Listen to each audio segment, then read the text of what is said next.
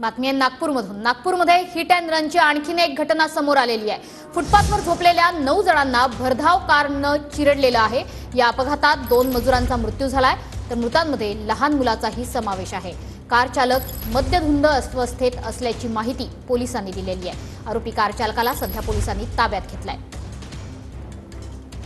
नागपुरात आणखी एक हिट अँड रनची घटना उघडकीस आलेली आहे आणि या दिघोरी नाका परिसरामध्ये ही घटना घडलेली आहे। आपण या ठिकाणी बघू शकतो की हा जो रोड आहे हा नागपूरकडून उमरेडकडे जाणारा रोड आहे आणि या रोडवर भरधाव वेगाने आलेल्या कारने पहिले तर त्या ठिकाणी उभी असलेल्या एका कारला धडक दिली आणि त्यानंतर ती कार फुटपाथवर चढली। या ठिकाणी जवळपास 15 ते 16 लोक झोपले होते आणि एका विशिष्ट समाजाची ती लोक होती आणि या ठिकाणी ते झोपलेले होते आणि त्यांच्यावर ती कार चढली। त्याच्यामध्ये एकाचा मृत्यू झाल्याचं माहिती पुढे येते आहे, मात्र गंभीररित्या जखमी झालेल्यांची संख्या त्या जवळपास 6 ते 7 जणांची असल्याची सुद्धा माहिती मिळते आहे। आणि एकंदर परिस्थिती जर बघितली तर नागपुरात हिट अँड रनची ही दुसरी घटना जी आहे ती पुन्हा उघडकीस आलेली आहे। पोलिसांनी त्या आरोपीला अटक केलेली आहे, मात्र आता पोलीस या सगळ्या घटनेचा तपास करत आहे की नेमकी घटना कशा प्रकारे घडली, आरोपी जे आहे ते दारू पिऊन होते का, या सगळ्या घटनेचा आता पोलिसांकडून तपास केला जातो आहे। सुनील ढगे,